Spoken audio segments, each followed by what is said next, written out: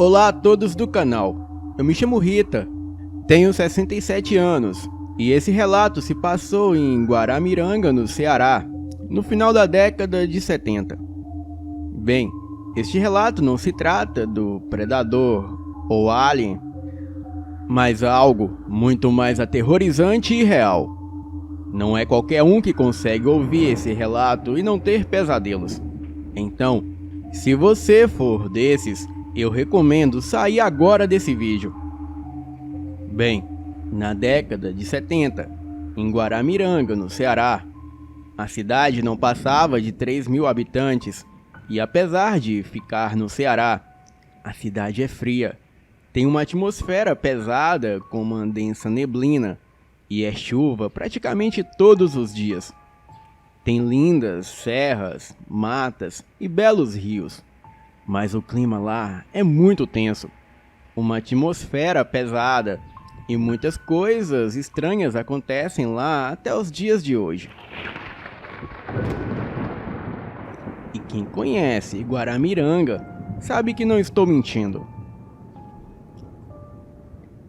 Bem, em 1970, eu com apenas 14 anos, havia me casado com um homem de 45. E por mais que pareça absurdo, naquela época isso acontecia com frequência. Ainda mais em interiores. Bom, eu nem preciso dizer que eu fui casada contra a minha própria vontade. E esse homem, que chamarei aqui de Zé, pois eu nem quero citar o verdadeiro nome do infeliz. Ele era o melhor marido do mundo na frente dos outros e também na igreja. Mas em casa, ele era um monstro. Me maltratava e fazia coisas contra a minha própria vontade. Bem, eu trabalhava como costureira, mas trabalhava em casa. Eu aprendi esse ofício com a minha mãe. E as pessoas levavam as suas roupas e eu arrumava. E assim eu conseguia uma pequena renda para comprar comida para casa.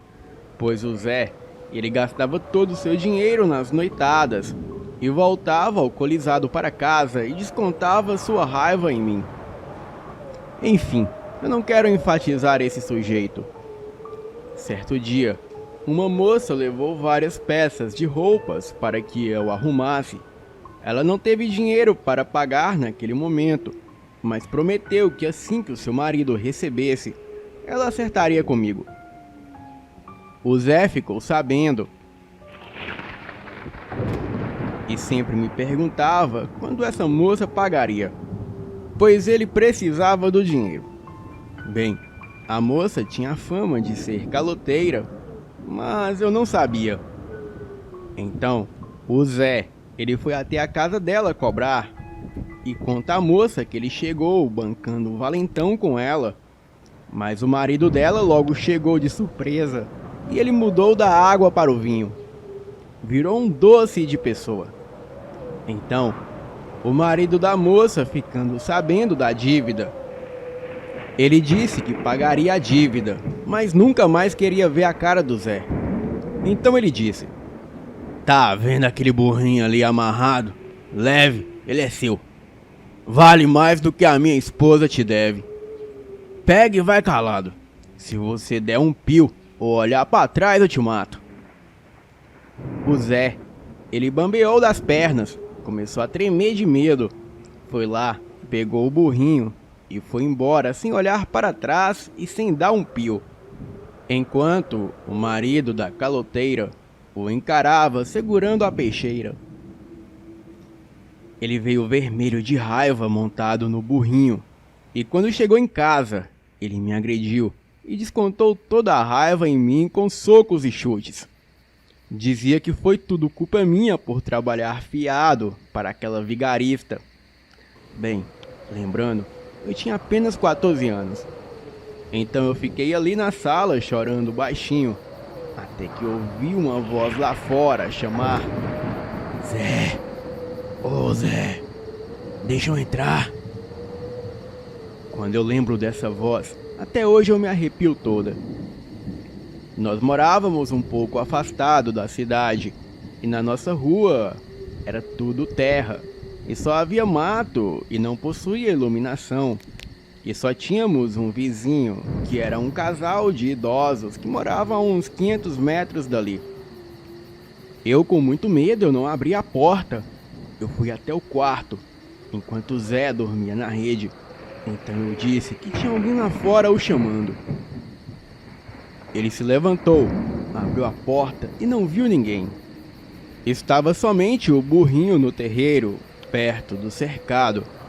Então, ele já entrou furioso achando que eu estava mentindo. Mas antes dele falar qualquer coisa, a voz disse: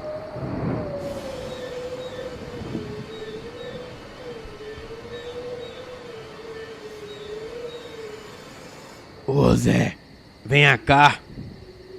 Eu gelei, porque eu sabia que não era nada desse mundo. Até porque a voz era rouca e parecia de alguém velho. Ele foi até a cerca de arame, olhou para a rua de um canto a outro. A rua era iluminada apenas pela luz do luar.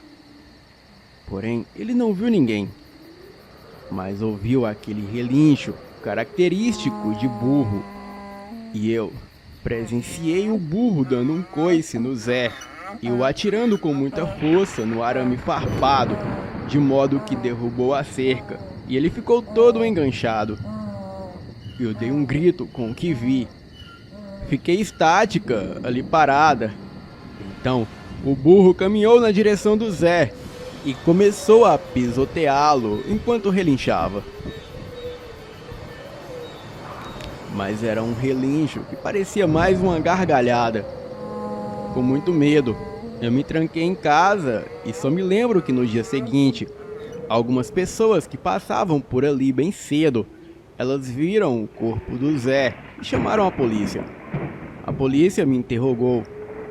Eu falei que eu não interferia nos assuntos do Zé e que apenas eu escutei alguém o chamar e em seguida escutei um barulho de briga.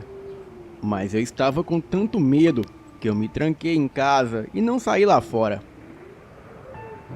Mas além disso, eu não vi mais nada. O caso ficou por isso mesmo, e eu queria acreditar que tudo foi a minha imaginação, que o burro atacou o Zé simplesmente porque o animal é irracional. Mas comigo, o burro se mostrava sereno. Mas eu pretendia o vendê-lo na cidade, porque agora eu precisava de dinheiro porque eu morava sozinha naquele barraco. Na manhã seguinte, eu fui até a cidade e um casal logo se interessou pelo burro. Eles disseram que o burrinho era ideal para transportar sacos de milho da roça até a cidade. Eles me pagaram um bom dinheiro, então eu comprei mantimentos e voltei para casa. Voltei toda feliz. No dia seguinte, eu acordo e vejo o burrinho no meu terreiro. O burro, ele é um animal inteligente, então eu logo pensei que o danado havia fugido e voltado para casa. Até porque ele estava com 2 cestos de milho. Então eu deixei os cestos em casa e fui com o burrinho até a cidade tentar encontrar o casal. Afinal, eu não sabia onde eles moravam. Chegando lá, eu perguntei na feira se alguém sabia do paradeiro daquele casal e dei as características. Então, um senhor que tinha uma barraca de queijo, ele disse algo que me arrepiou inteira. "Ó, minha filha, nem te conto.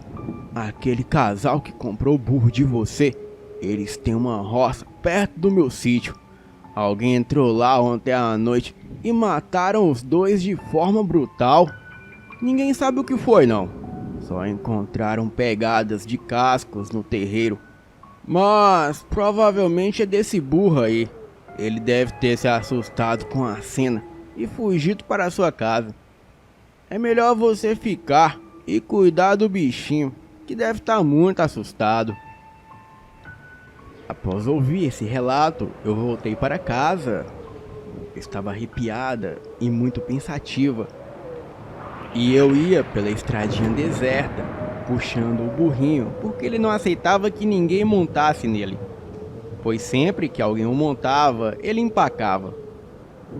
Bem, chegamos em certo ponto da estrada e ele simplesmente empacou. Eu tentei puxá-lo, mas não tinha nada nesse mundo que fazia o burro andar.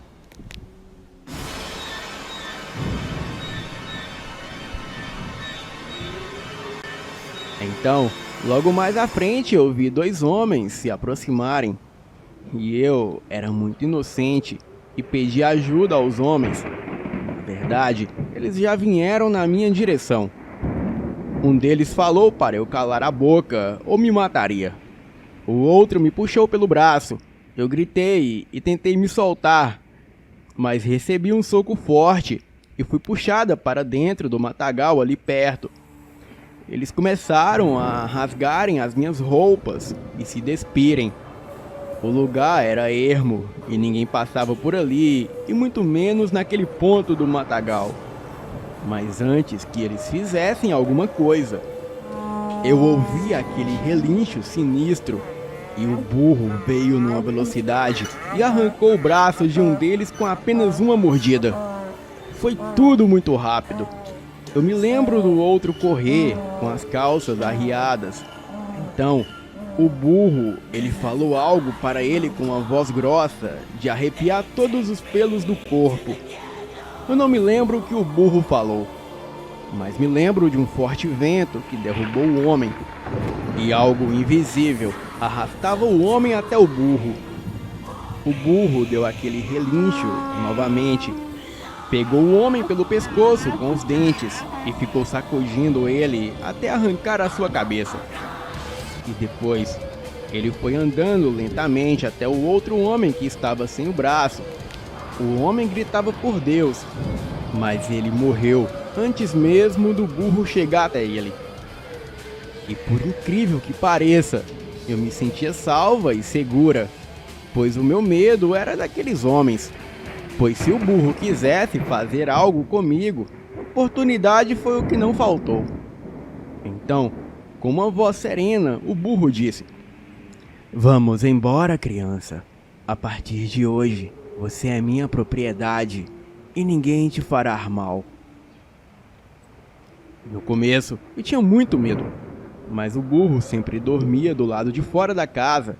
Ele ficava ali no terreiro olhando a rua. Na verdade, ele nunca dormia.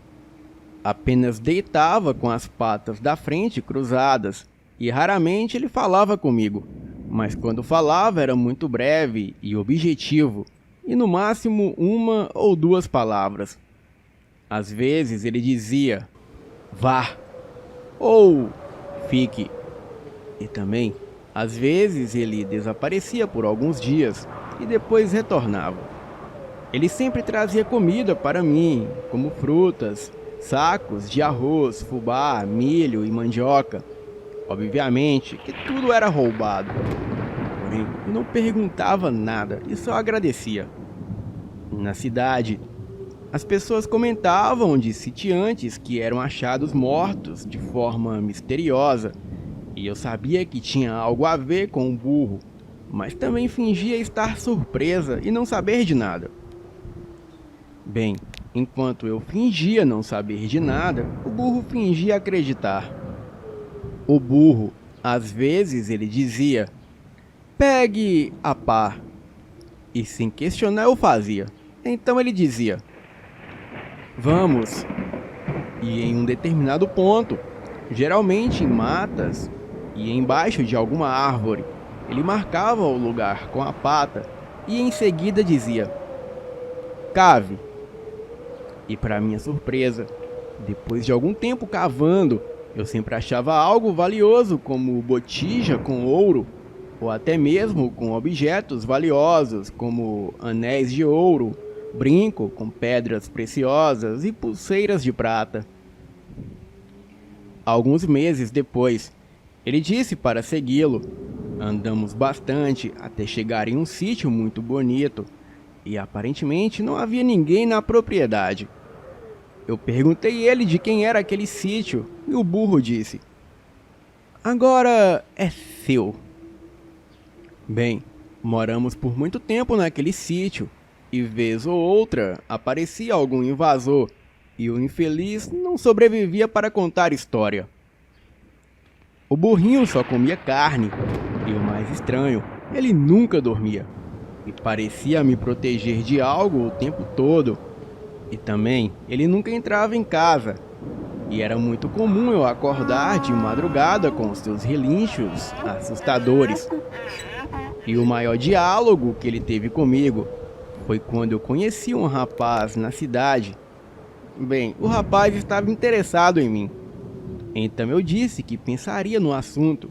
E se eu retornasse no dia seguinte, eu namoraria com ele. E quando eu cheguei em casa, eu falei com o burro e perguntei se eu poderia namorar o rapaz. Então, o burro disse que não. Eu, decepcionada, perguntei por que não. E ele disse: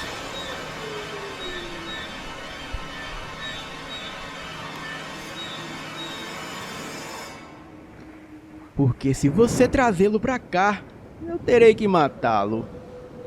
O meu medo daquele animal havia retornado. Eu me lembrei da primeira vez que ele disse que eu era a sua propriedade, e de fato, era isso que estava acontecendo. Eu tive uma vida farta e nunca me faltou nada. Mas eu sabia que de alguma forma tudo aquilo era ilícito. Então, aos 18 anos, eu finalmente tomei coragem. E enquanto eu voltava da cidade com o burro, eu perguntei quem ele era. E geralmente eu sempre ia e voltava cantando, pois era inútil falar com ele, pois ele sempre me ignorava. E vez ou outra, ele falava breves palavras quando achava conveniente. Mas naquele fim de tarde, eu perguntei quem ele era, e ele respondeu: "Está livre, Rita." E parou no meio do caminho. Bem, eu havia entendido o que ele queria. E com lágrimas nos olhos, eu falei obrigada. Tentei abraçá-lo, mas ele disse: "Não faça isso. Vá." Então, eu andei uns 20 passos, e quando olhei para trás, ele não estava mais lá. Eu estava triste, mas ao mesmo tempo eu me sentia livre. Então, quase um ano depois, eu fui até aquela mulher que o marido dela deu o burrinho para o meu marido como pagamento da dívida. E perguntei à caloteira sobre a origem do animal. Ela custou se lembrar, até que se lembrou um pouco e disse que o burrinho nem do seu marido era, que ele costumava ficar zanzando pela rua e às vezes ficava no terreiro da casa dela, mas ninguém o domava. E por coincidência, naquele dia que o meu marido foi cobrá-la, o animal estava ali no terreiro. Então, o marido dela falou para o Zé para levá-lo, achando que o animal o atacaria e talvez até o matasse, pois o bicho era muito bravo com todo mundo. Mas para a surpresa de todos, o burro, ele simplesmente foi tranquilo com o Zé. Bem, isso era tudo o que ela sabia, mas eu não desisti de investigar. E tempos depois, eu encontrei um senhor que sabia de toda a história. Ele era um senhor bem idoso, e ele me disse que o burro era um animal de sacrifício. Ele foi comprado por uma família de religião judaica para ser sacrificado, pois a filha deles estava sendo atormentada por espíritos. Então, eles fizeram algum tipo de rito para transferir o mal da menina para o burro, e em seguida cortar a cabeça do animal com um machado. Mas assim que aquilo foi transferido para o burro, o animal conseguiu escapar para as matas. O pai da menina e mais 2 homens foram nas matas atrás do animal, mas nunca retornaram. E depois, a família da menina, incluindo a mesma, eles foram mortos de forma misteriosa. E semanas depois, o burro apareceu no povoado, mas as pessoas tinham medo dele, pois acreditavam que o burro estava possuído por algo. Bem, Fael, eu me mudei para Fortaleza pouco tempo depois. Eu me casei com um bom homem, tenho 4 filhos, e hoje eu resolvi trazer essa história para o canal. Acredito que até os dias de hoje, o burrinho deve estar perambulando por Guaramiranga. Boa noite.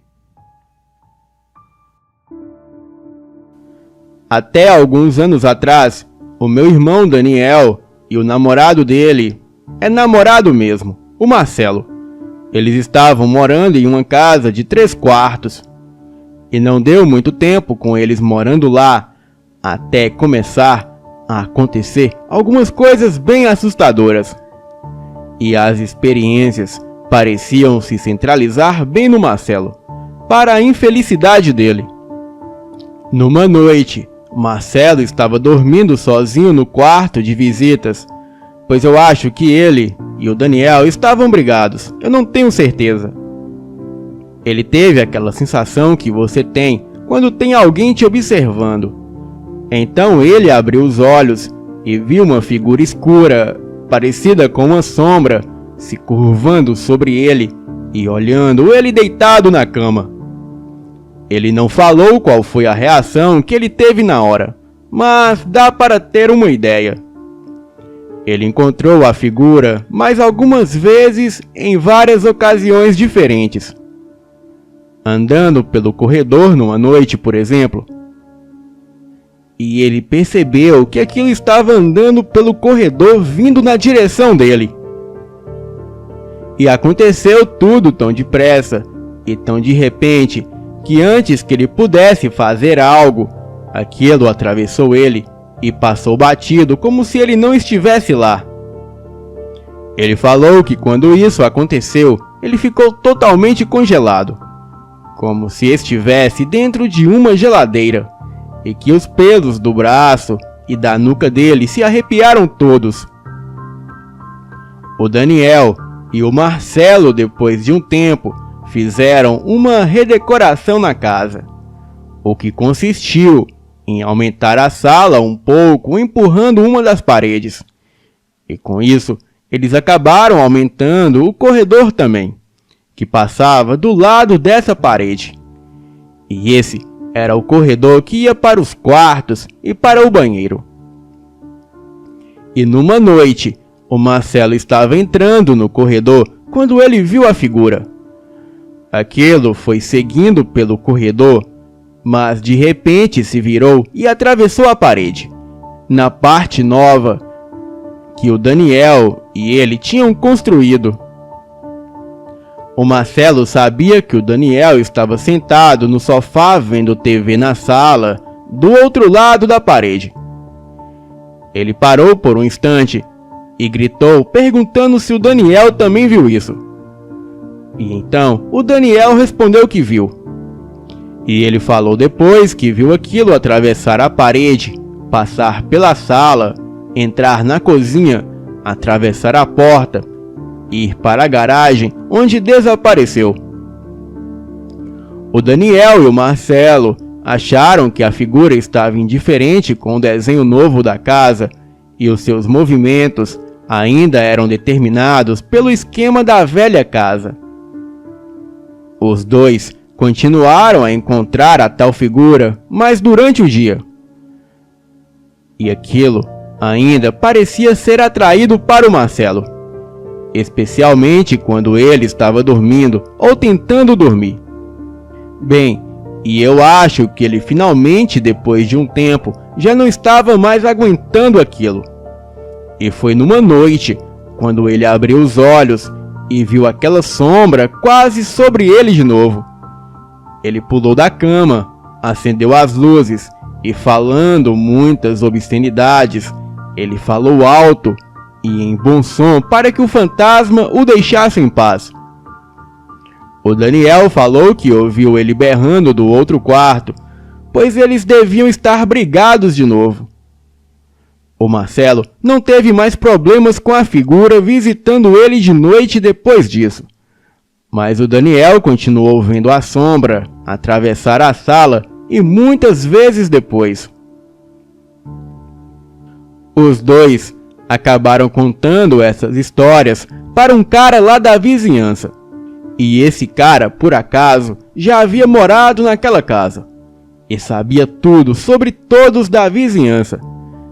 Ele falou que nos anos 70, um garoto tinha morrido lá naquela casa, aparentemente de overdose de drogas. E o quarto dele era o quarto de visitas. Bem, o que não me deixou nada contente, pois é naquele quarto que eu ficava sempre que ia visitar o meu irmão. Mas apesar de tudo, eu nunca vi nada lá. Bem, outras coisas estranhas aconteceram naquela casa de noite.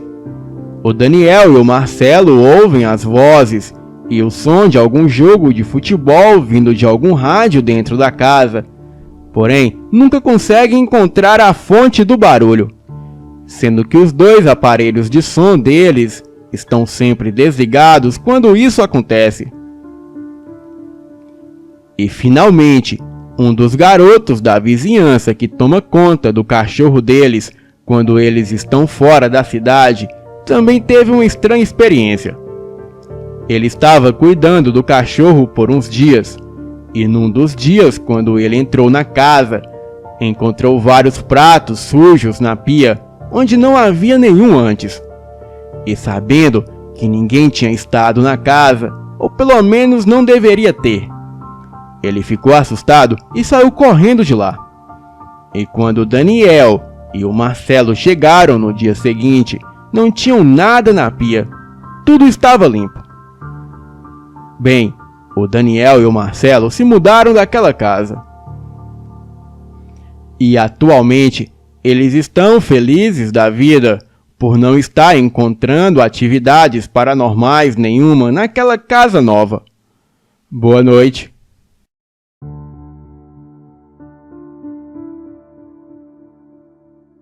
Demônios nas estradas para assustar os desavisados e encher o coração das pessoas de medo para elas não conseguirem rezar e o deixar satisfeito. No sítio onde a minha família sempre vai passar a Semana Santa, existem algumas tradições, como por exemplo as brincadeiras de roda, como ciranda, cirandinha, ou como uma brincadeira chamada camaleão, onde as pessoas dão as mãos e saem correndo pelos terreiros fazendo curvas e pulando. Geralmente, as pessoas das pontas acabam soltando as mãos e caem longe. É bem engraçado, mas nem tudo se trata de brincadeiras. E mesmo sendo uma data de muita oração e festividade, eu sabia que existem algumas tradições bem interessantes. E mesmo sendo uma data de muita oração e festividade, eu sabia que ainda existem algumas tradições bem interessantes e até meio amedrontadoras. E dentre elas, tem a de alimentar as almas. Alimentar as almas é uma tradição antiga criada eu não sei como, mas consiste em escolher algum lugar separado das casas onde não haja energia e nem iluminação. Nessa ocasião, alguns homens e mulheres se escondem na mata. E quando chega a hora de alimentar as almas, as pessoas vão de dupla até este lugar para rezar um Pai Nosso e uma Ave Maria. Eles fazem isso para as almas. Enfim, vocês vão entender melhor quando eu lhes contar o que houve. Mas antes de relatar, eu preciso contar algumas pequenas coisas que aconteceram naquele dia na roça.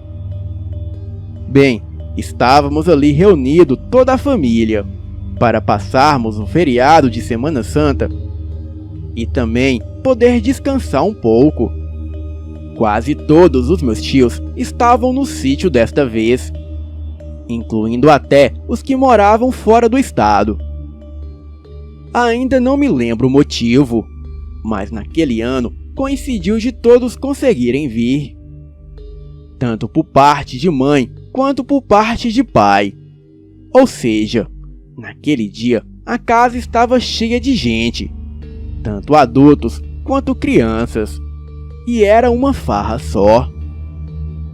Me lembro de conversar com os meus pais e eles me deixarem ir brincar com os outros garotos. Lembro deles falando claramente que por ser Semana Santa não era para eu sair correndo pelas estradas, e nem mesmo andar a cavalo e ter bastante cuidado com o que eu falava. Na quarta-feira santa, como de costume, todos nós sentamos na beira da fogueira para ouvir os causos do meu avô e dos meus tios. Eram várias histórias. E posso até contar algumas depois, se vocês quiserem. E dentre aquelas histórias, uma de especial sempre me assustava. E olha que o meu avô contava ela sempre que tinha oportunidade. Era uma história de quando ele viu uma mula sem cabeça na sexta-feira da Paixão. E o assustador mesmo era a forma como ele contava. Ele sempre apontava algum lugar bem próximo da gente para dar noção da distância. E dizia que ficou a um braço de distância dela. Ele colocava o braço na nossa direção para mostrar a distância. E a gente, imaginando tudo, acabava morrendo de medo. Ele dizia que numa tarde de sexta-feira da Paixão, ele estava em casa. E então deu vontade de tomar um suco de goiaba. Ele pegou o seu cavalo e foi até uma goiabeira que ficava na beira do rio que passava lá perto. E quando ele chegou na goiabeira, havia uma moça muito bonita dançando umas danças estranhas na beira da goiabeira. Ele disse que foi tão estranho que o cavalo se atiçou e voltou correndo com ele montado em cima. E só parou quando chegou na porteira de casa. Ele conta que naquela noite, quando ele ia alimentar as almas, ele estava na estrada indo para debaixo da mangueira, lugar onde o povo alimentava as almas. E foi quando uma luz muito forte vinha de dentro da mata. O meu avô contava que ele ficou parado olhando, até que saiu na estrada uma mula grande, e que no lugar da cabeça tinha umas tochas acesas, que pareciam tochas de acender fornalha. Ele conta que quando viu aquilo, ele se jogou no chão. E só conseguiu ouvir quando a mula passou perto dele e soltou uns gritos como se fosse de uma mulher chorando. E como se fosse pouco, a mula ainda pisou nas costas dele. O meu avô sempre contava essas histórias, e sempre no fim ele mostrava umas marcas nas costas dele, que parecia marcas de ferraduras de cavalo.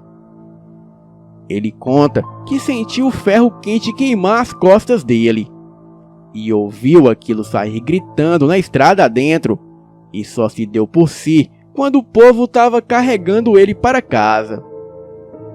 Ele foi carregado numa rede dessas penduradas num pedaço grande de bambu, e assim carregado por 2 homens. Bem, a noite toda foi dessas histórias e causos, e o Gabriel e eu estávamos morrendo de medo.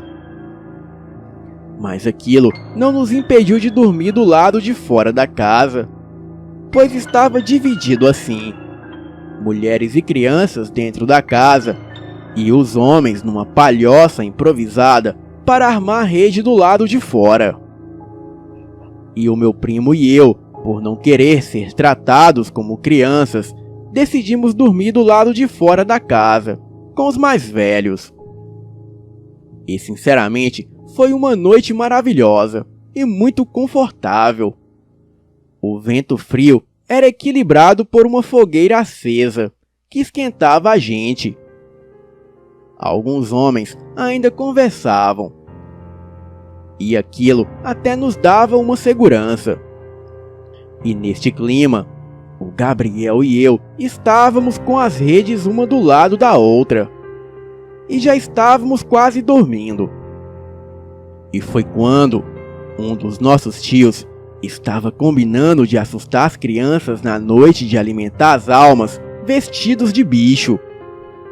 Olhei de rabo de olho para o Gabriel, que riu de canto e piscou. E neste momento eu já sabia que íamos aprontar.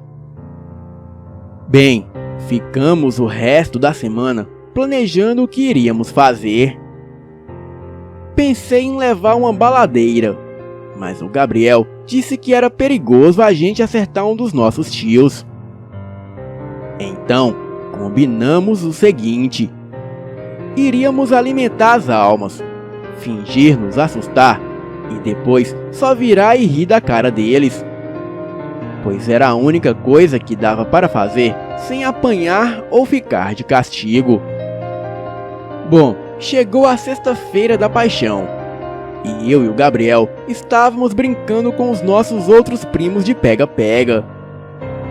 Os homens estavam jogando dominó e as mulheres fazendo almoço.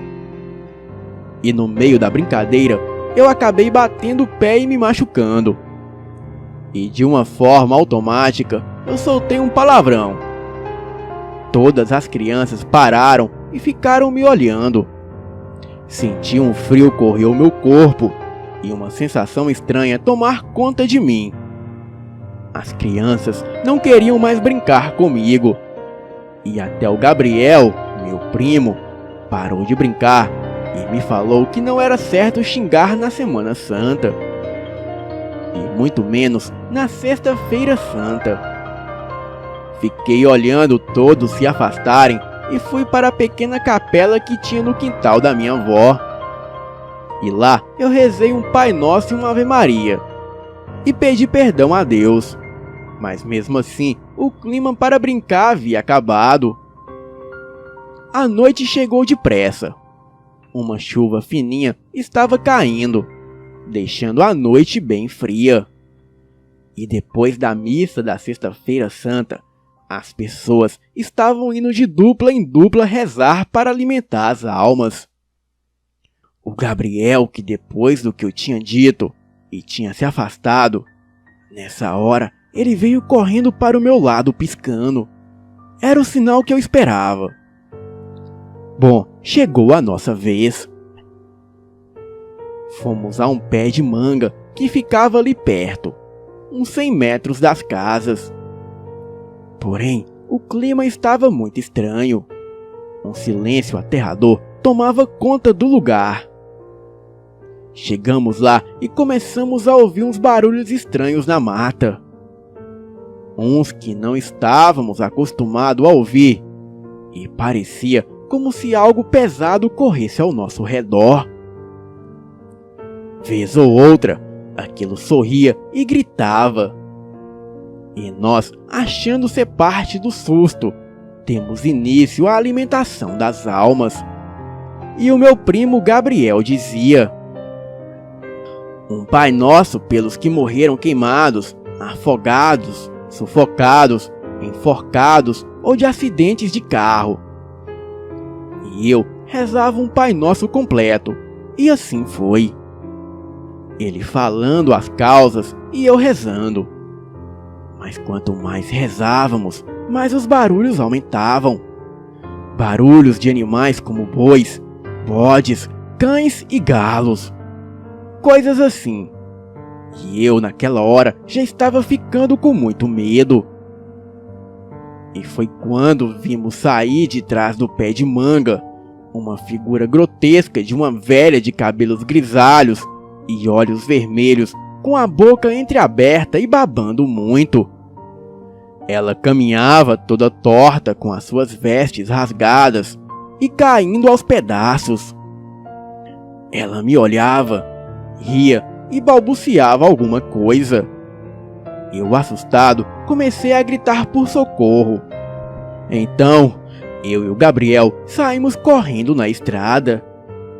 Mas aquela velha parecia estar em todo lugar. E nos acompanhava gritando que eu havia chamado ela.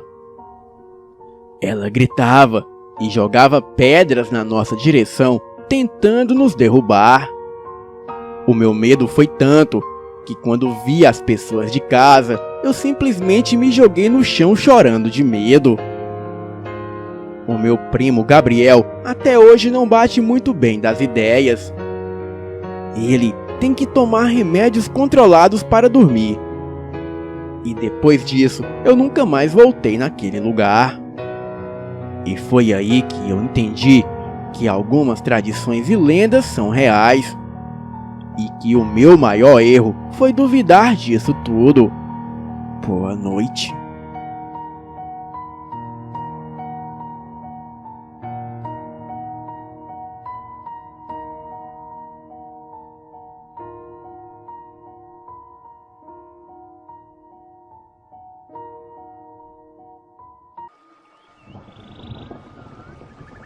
Olá, Elite Oculta. Acompanho o seu canal há algum tempo. E recentemente eu vi alguns vídeos no seu canal falando sobre botijas assombradas. E este relato que eu irei contar aqui não aconteceu comigo, mas sim com a minha mãe. Bem, podem me chamar de Binho.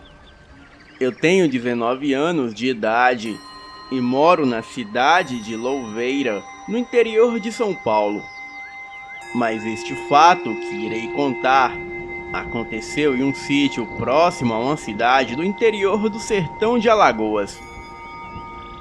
E quem presenciou tudo foi a minha mãe. Ela, inclusive, conta este fato até hoje. A minha mãe nasceu e se criou em um sítio que faz parte de uma cidade do interior de Alagoas. Hoje, ela tem 52 anos de idade. Mas este fato aconteceu quando ela ainda era muito jovem, praticamente dentro da sua adolescência. No sítio onde a minha mãe morava, havia muitas histórias sobre botijas assombradas. E muitas pessoas na época acreditavam fácil nessas histórias. Porém, havia muitas pessoas que acreditavam que as botijas não eram assombradas e sempre iam invadir a propriedade alheia de alguma pessoa que morreu, que possivelmente teria deixado uma botija escondida. Porém, reza a lenda que todas essas pessoas que iriam tentar isso acabaram se arrependendo, pois no meio do caminho encontravam tantas coisas assombradas e sobrenaturais que nunca conseguiam nem sequer encontrar a botija ou terminar de desenterrá-la. Bem, naquela época, o meu avô, que já é falecido, era dono de uma fábrica de queijos e ele lucrava muito com isso. E também era dono de algumas terras naquela região. E por causa disso, quase nada faltava para a minha mãe e os meus tios, que na época ainda eram bem jovens. E ao lado da fazenda do meu avô moravam duas irmãs, já com idades avançadas, e elas eram bem acabadas. Elas eram conhecidas na região por fazer muita caridade e ajudarem muitas pessoas necessitadas. E por causa disso, elas eram muito queridas por todos, inclusive pela família da minha mãe, que tinha uma forte amizade com elas duas. E a minha mãe e uma das minhas tias eram muito amigas delas. A minha mãe sempre ia na casa delas para ajudá-las a fazer alguns serviços de casa. E por esse motivo, aquelas duas senhoras gostavam muito da minha mãe e também da minha tia. Bem, os anos foram se passando e o meu avô vendeu a fábrica de queijo. E a família da minha mãe passou por alguns problemas financeiros. Mas nada faltava na mesa da nossa família, pois a minha mãe e os meus tios nunca passaram fome, pois o meu avô e a minha avó, que já são falecidos, sempre davam o melhor deles para não deixar que isso acontecesse. Bem, com o resto do dinheiro que sobrou, o meu avô conseguiu comprar algumas terras que tinham naquele sítio. E todas que ele comprou eram suficientes para o meu avô conseguir plantar milho, feijão, criar animais e outras coisas que dariam o sustento da família. E também por causa disso, os meus tios mais velhos, quando se casaram, eles puderam construir as suas casas naqueles terrenos. E a vida da minha família seguiu assim. Mas depois de alguns anos, a minha avó acabou infelizmente falecendo devido a problemas de saúde que ela tinha. Eram muitos problemas de saúde, e a minha mãe e os meus tios sentiram muita falta dela. E aquilo abalou toda a família. O meu avô era um homem muito rígido, pois ele não aceitava que os seus filhos fizessem nada de errado, e sempre queria que todos seguissem na linha. Pois ele era um homem que só queria o bem dos seus filhos. Bem, os anos foram se passando e aquelas senhoras que moravam próximo à fazenda do meu avô também faleceram por problemas de saúde e também de idade avançada. E quando elas faleceram, a casa delas e a propriedade em que elas eram donas ficaram abandonadas, até o meu avô conseguir comprar a propriedade para ele, já que não tinha mais ninguém morando por lá. E também estava tudo abandonado. E neste mesmo dia em que o meu avô comprou a propriedade, a minha mãe, durante a noite, estava em um sono profundo, quando de repente ela acordou com uma daquelas mulheres que morreu, e o espírito dela estava ao lado da cama da minha mãe. E quando a minha mãe abriu os olhos, ela teve o maior susto de sua vida, pois o espírito de uma das falecidas estava ao lado da sua cama. O espírito se materializou da mesma forma daquelas senhoras que morreram. E a minha mãe ficou com muito medo. Mas foi aí que aquele espírito falou para a minha mãe que ela não precisava ter medo. Então, aquela alma pegou na mão da minha mãe e, segundo ela mesma conta, a mão daquela alma estava totalmente gelada, como se fosse uma pedra de gelo. Bem, e ela já morta, dizia para minha mãe não ter medo, pois ela não lhe faria nenhum mal. Bem, e foi aí que aquela alma disse uma coisa que deixou a minha mãe espantada. Ela disse que embaixo da cisterna, onde ficava a sua propriedade, havia uma botija com algumas coisas valiosas, inclusive até mesmo ouro. Ela dizia que a minha mãe deveria ir até lá desenterrar a botija, pois aquela botija seria da minha mãe e da minha tia. E ninguém além delas duas poderiam colocar a mão naquela botija. E isso é devido quando aquele espírito era reencarnado, ele tinha uma forte amizade com a minha mãe e com a minha tia. E depois de dar o recado, o espírito daquela senhora simplesmente desapareceu. A minha mãe ficou tão assustada com isso que ela preferiu não comentar isso com ninguém. A minha mãe só mencionou o fato com a minha tia, pois o espírito ordenou que a minha tia estivesse presente para desenterrar a botija. Bem, após pensar muito no assunto, foi aí que a minha mãe lembrou das lendas e histórias que o pessoal daquela região falava sobre botijas assombradas. E nas lendas, o pessoal contava que quem invade a propriedade de uma pessoa que já morreu para desenterrar uma botija, a pessoa durante a escavação tem várias experiências sobrenaturais horríveis. E muitas das vezes a pessoa consegue ver até mesmo o próprio demônio. E também, muitos acabam nem sequer saindo vivo, pois aparecem tantas coisas horríveis e assombradas que a pessoa acaba desistindo no meio da escavação.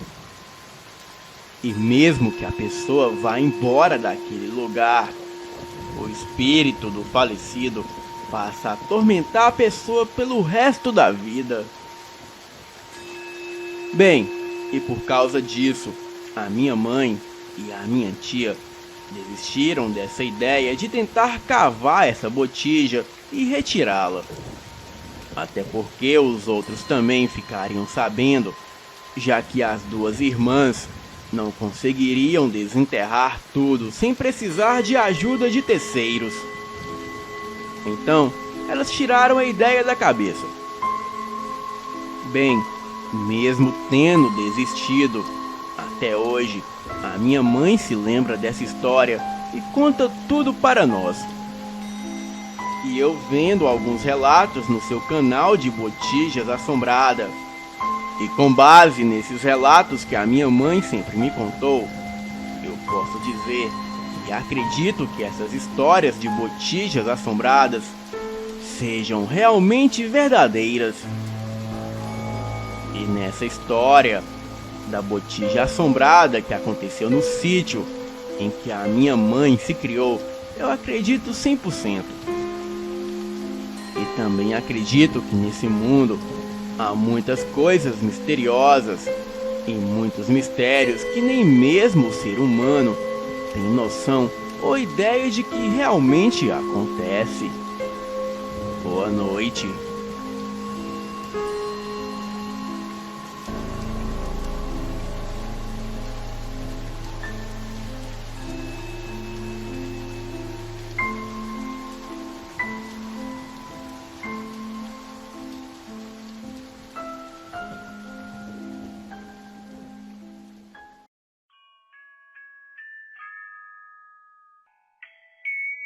Isso aconteceu há mais ou menos há 7 ou 8 anos atrás. Eu estava com 8 anos de idade e o meu irmão com 11. O meu irmão se chama Caio e o amigo dele se chama Pedro. Nós estávamos brincando no jardim e eu, como gostava muito do meu irmão, fui junto deles. A gente ficou correndo lá fora por um tempão. E então, logo cansamos. Onde moramos, tem uma pequena floresta que fica de um lado. E atrás da minha casa tem uma rua bem movimentada.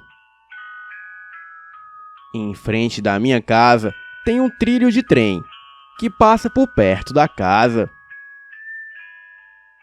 Essa linha de trem corta a floresta. Porém, nenhum trem passa por ali. E a linha está abandonada há um tempão.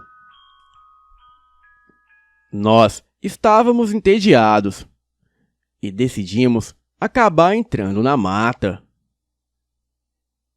E aquilo era um grande erro para um garoto de 11 anos, um de 12 e um de 8. Estávamos andando pela floresta e nunca havíamos ido tão longe assim. Eu queria voltar para casa, mas os garotos queriam ficar. Então eu não conseguia voltar sozinho. Daí foi quando nós vimos os trilhos de trem. O Caio e o Pedro saíram correndo e eu fiquei ali parada e comecei a chorar. O Pedro, que era o bonzinho, voltou e falou que estava tudo bem e que eu não precisava chorar e que nós já estávamos indo embora. Começamos a andar de novo.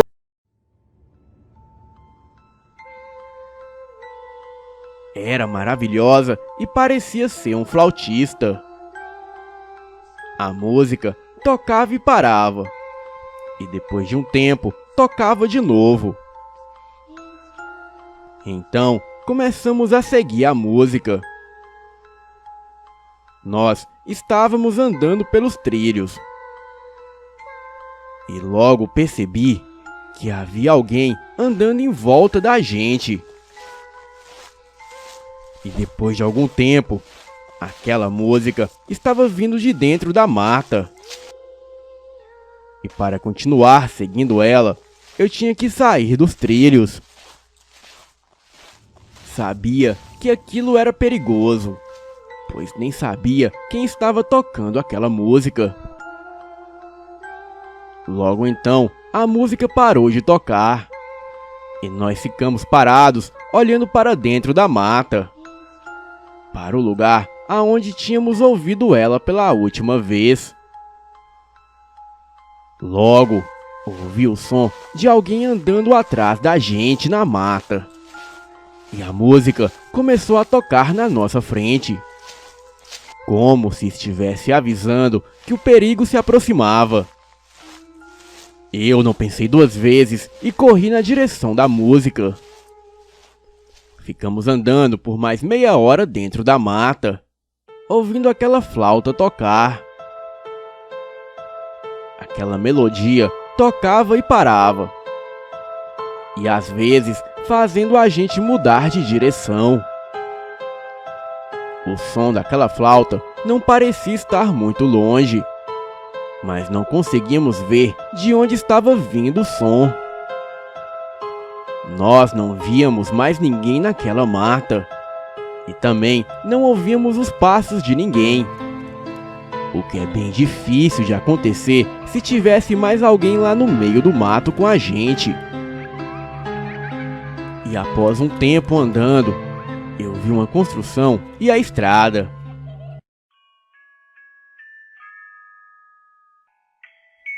E nós saímos correndo para lá.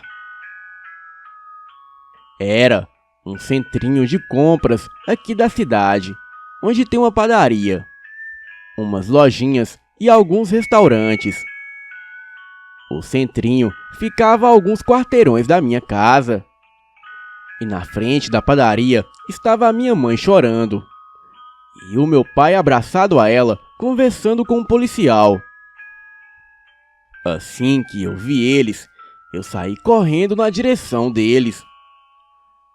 A minha mãe me abraçou e me pegou no colo. E em seguida, deu uma bronca no Caio, por não ter avisado ela que iria sair. E este foi o fim do meu pesadelo. Até hoje, não sei quem ou o que estava tocando aquela flauta. E também não sei o que era aquela coisa que estava nos seguindo na floresta. Mas acredito que ali na floresta havia um espírito bom e outro mau. O bom tocava a flauta para afugentar aquele demônio, que era aquela coisa que estava nos perseguindo, e ao mesmo tempo nos fazendo ficar perdidos na floresta. Eu já voltei lá algumas vezes depois do que aconteceu, porém nunca mais cheguei a ouvir o som daquela flauta, e também não me perdi de novo. Mas uma coisa que eu acho estranho é que não entendo como nos perdemos, pois o caminho da minha casa até os trilhos é muito simples. Mas acredito que alguma coisa de ruim que estava ali na mata queria que nos perdêssemos.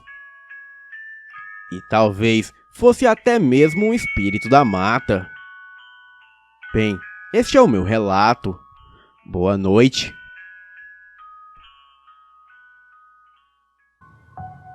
Desde pequena, já aconteceram várias coisas comigo, bem assombradas. Como, por exemplo, atender o telefone e conversar com gente que já morreu. E crianças pulando em cima da cama, que somente eu as via. E até mesmo senti acidentes de pessoas muito próximas. Mas naquela noite, eu tive o contato com algo muito ruim. Tudo começou quando eu fui fazer uma viagem para Foz do Iguaçu. Como ia passar no Paraguai, a minha mãe pediu para trazer uma boneca de porcelana de lá. E no último dia, eu comprei a boneca e voltei para casa. Entreguei a boneca para minha mãe, porém ela não gostou muito, pois não era como ela queria. Mas para não me chatear, ela fingiu que gostou, e desde então a minha mãe não estava conseguindo dormir bem. Depois de alguns dias, o primo da minha mãe, que é pastor, ligou para ela. Ele falou que sentia que precisava ir na casa dela urgente. E naquela mesma noite, ele foi lá em casa e sentiu que as coisas não estavam muito boas. E quando ele chegou no quarto da minha mãe, ele logo viu aquela boneca de porcelana e ele se arrepiou todinho. Dava para ver nitidamente. E foi quando ele disse: "Essa boneca tem coisa ruim nela, e o que tem nela sai durante a noite para atormentar vocês. E eu aconselho que a joguem fora durante o dia." Porém, a nossa família é católica. E como na religião evangélica tem muito dessas coisas de que imagem não pode, não levamos nada disso a sério. E eu e o meu namorado ficamos aprontando com a boneca. Fazíamos algumas gracinhas com ela, do tipo tirar o seu chapeuzinho, virar ela de ponta cabeça para assustar a minha mãe, e sinceramente não levamos nada disso a sério. Porém, a minha mãe continuava a não dormir direito, e já estava até ficando com medo da boneca. Foi então que depois de 3 dias, a minha mãe resolveu tirar a boneca do quarto dela e colocar dentro de um estante que ficava frente à porta do meu quarto. Mas ela fez isso escondido e não contou para ninguém, até mesmo para não assustar a gente. E foi nessa noite que eu acordei com o meu namorado socando a porta do guarda-roupa e falando: "Abre a porta! Abre a porta!" Eu o balançava e implorava para que ele acordasse. E foi com muito custo que ele acordou. Eu já estava tremendo de medo. Eu senti a presença de algo demoníaco ali no meu quarto. E sentia que era algo daquela boneca. E foi neste momento que várias sombras começaram a sair do guarda-roupa e andar pela parede em rumo ao teto. Eu rezava, mas aquilo não ia embora. As sombras se afastavam, mas ficavam ali, no teto. Eu fechava os olhos para não ver nada daquilo, mas o meu namorado presenciou tudo. E ele, que já não é de acreditar nessas coisas, desse dia em diante ele passou a acreditar em tudo. Eu já estava pálida e aquilo continuava andando no meu quarto. Eu sentia até aquelas sombras deitarem atrás de mim. E foi quando a minha mãe entrou no quarto toda assustada e nos perguntou o que era aquilo tudo e por que a porta da frente da casa estava abrindo e fechando o tempo todo. Ela disse que chamou segurança porque achou que fosse bandido. Assim que a minha mãe entrou no quarto e acendeu a luz, aquelas sombras desapareceram.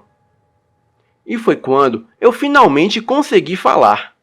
E disse para ela que não havíamos nem saído do quarto. A minha mãe estava com muito medo, pois ela era a única que ouvia a porta abrir e fechar sem parar. Eu a perguntei se ela havia visto aquelas sombras, e ela disse que não. Eu entrei em desespero. Nós 3 ficamos com muito medo e fomos todos dormir no quarto da minha mãe. Não consegui dormir direito por 2 semanas. Eu comecei a ir em qualquer tipo de religião, inclusive na religião do primo pastor da minha mãe. E em todas as religiões eles diziam a mesma coisa, que fizeram um trabalho de bruxaria muito forte para a nossa família. No dia seguinte de tudo isso, a minha mãe jogou a boneca no lixo. E eu já não queria mais nem mesmo ficar na minha casa. E demorou um bom tempo para esse medo todo passar. E até hoje, quando eu lembro, eu me arrepio todinha. E até mesmo escrevendo, já fico toda arrepiada. Pois aquele acontecimento foi muito real naquela noite. Boa noite.